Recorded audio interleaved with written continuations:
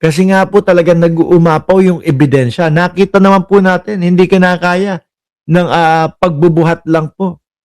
Kinailangan pang gumamit ng kariton, mga boss chief mo, sir, para yung mga ebidensya laban sa Vice Presidente ay umabot o maipasa doon sa Senado.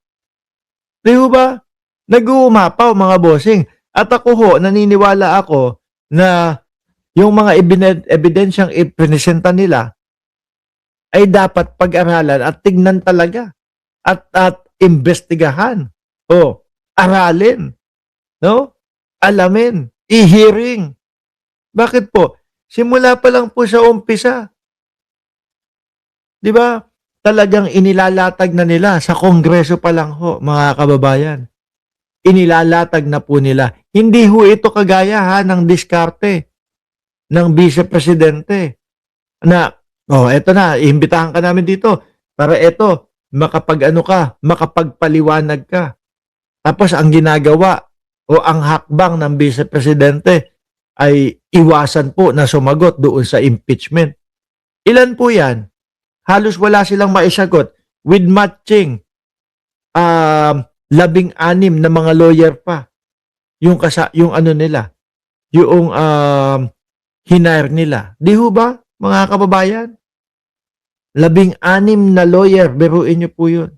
Hanggang ngayon, wala tayong marinig na paliwanag galing sa kanila. At eto pa ho, sinasabi nila, ready, handang-handa na ho sila, mga boss chief mo, sir, doon sa impeachment, doon sa Senado. Pero pagdating naman po sa ibang banda, nagsusumbong naman po sa Supreme Court para wag naman mapunta sa Senado yung impeachment. Kaya po nasasabihan na uto-uto yung mga DDS dahil po dyan. No? Papaniwalain sila na ready na tayo. Maririnig nyo na yung aming mga depensa doon sa Senado. Pero bigla mong maririnig, mababalitaan na ang Vice Presidente humihingi ng saklolo sa Supreme Court. Di ang gulo ho. Ang gulo. Di ba? Hindi ho yata maintindihan yon nung mga inuuto ng mga DDS. Pagka tinanong mo sa kanila, sasabi, ay hindi totoo yan.